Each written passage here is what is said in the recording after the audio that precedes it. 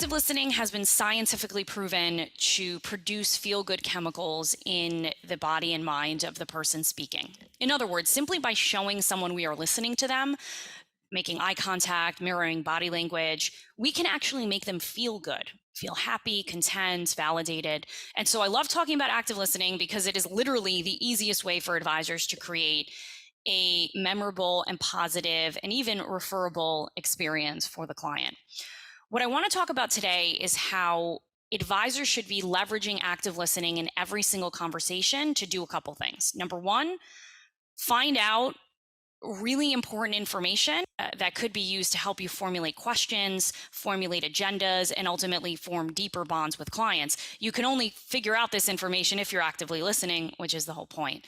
The second thing I want to talk about is how to use active listening to establish a powerful role in conversations, especially when you're working with or talking to spouses. And then finally, I'm going to talk about the connection between active listening and curiosity, which is a tool that can help you be more empathetic. Okay, so the first thing, right from the beginning of the engagement with the client, the advisor should be listening for specific belief systems, structures, mindsets, and communication patterns that ultimately are going to shape the way in which the client views the world. We all have belief systems that are rooted in our past and in our childhoods that formulate the lens through which we see the world. And so sometimes clients will be very explicit and specific about what their belief systems are. This is a silly example, but I've heard it from advisors all the time. If somebody says, all millennials are lazy, we can't trust them to work from home because they're never going to get anything done. That's a belief system. And it may seem like an insignificant one, but it is a belief system that could ultimately impact the way in which somebody views the different generations, the way in which somebody views and defines success, could impact the way in which they view their own role in society. It could also impact the way in which they interact with your team if you have a team of millennials. And so that's sort of an obvious example, but if you're really listening to especially subjective opinions or ways in which the client describes scenarios and circumstances in their past, relationships that they have with family members or key stakeholders in their life, you'll be able to discover quickly what belief systems impact their view of the world. After each meeting or conversation, I highly recommend that the advisor reflects and asks themselves 3 questions. These questions I recommend putting in your CRM and having a running list of all of the things you've observed. Question number 1, what have I observed about this client that is worth remembering for the next conversation? Second question, what am I noticing, especially if we're talking about client spouses, what am I noticing about the dynamic between the 2 spouses and how might this disrupt the financial planning process? And then the last question is, what do I need to be mindful of when asking questions or engaging in a dialogue with these clients? These are coaching questions. What they actually do is cue your mind to listen for very specific things in future conversations. So I recommend using these techniques, by the way, with your team members as well. So that's the first thing. Always know what to listen for and know that you're listening for belief systems and structures. The second thing is establish a powerful role in the conversation using your active listening skills. I only recommend doing this once you've built enough trust and rapport with the client. But after a certain time, you may want to use what you've been hearing and observing to gently help the client explore their negative belief systems or mindsets or communication patterns. Ultimately, if you can help somebody break free of a pattern of thinking that is hindering them or holding them back, it could be incredibly helpful for them and also can establish your relationship as the trusted advisor. So here's a couple ways in which you can do that. You're meeting with a couple where one client talks over the other client and constantly disregards their comments. Once you've built enough trust and rapport, and ask them for permission to share your observation, really important. May I share something that I'm observing? They say yes. You may talk to the quote unquote weaker spouse and say, your body language is telling me that you feel really shut down right now. What is on your mind? Or would you be open to sharing what's triggered you? You seem as if your mood has changed in the conversation. You can also only identify the mood shifting or someone feeling shut down if you're actively listening, of course. You may also want to direct the question or comment or observation to the quote unquote stronger spouse.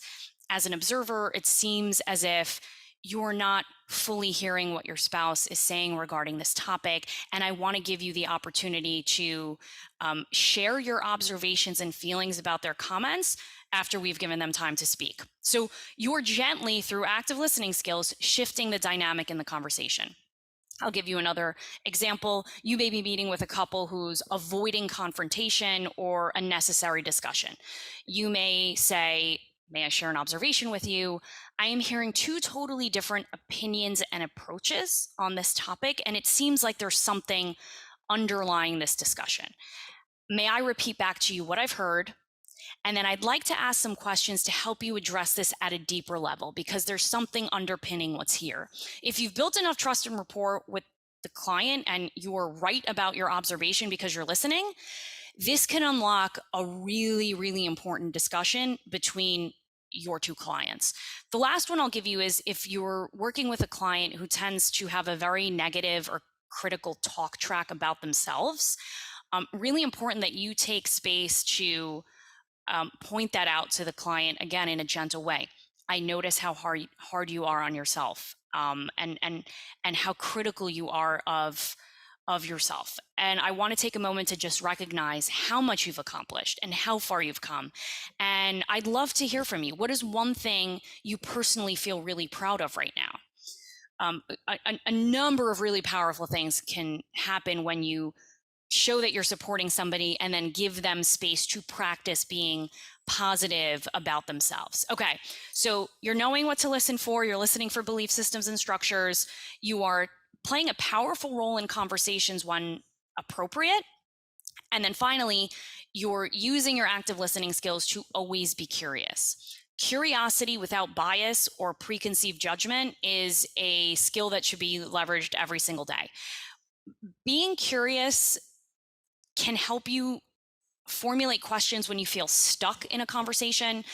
It can help you I call it manufacture empathy. Sometimes we're talking to people and frankly, it's like we're trying to stay engaged in the conversation, but we really don't care that much, or we really feel like it's hard to stay, rooted in a story that seems to be going on and on forever. And so what I share with advisors is when you feel yourself wandering out of a client conversation or not feeling that empathy, leverage curiosity. In other words, ask questions. In order to do this effectively, you have to be intently listening to everything the client is saying. My recommendation is always ask questions about a very specific detail that the client just shared.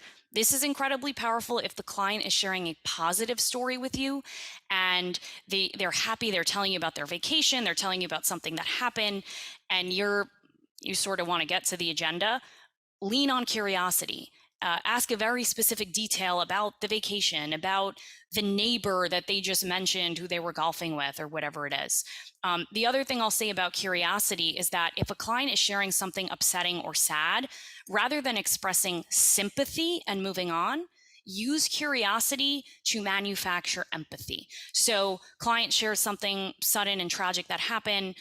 You may say something like, I can't even imagine how you're feeling. How are you coping right now? So you're solely focused on being curious about how they're handling the situation. What are you feeling most right now? Best question you can ask. I want you to know we're here for you. How can we be helpful as you navigate through this difficult time? Okay, so you are identifying belief systems, you're playing a powerful role in conversations and meetings when appropriate, and finally, you're leveraging curiosity to get the client talking more and showing them that you're empathetic. All right, folks, I hope that was helpful. Let me know how the conversations go. I'll see you next time.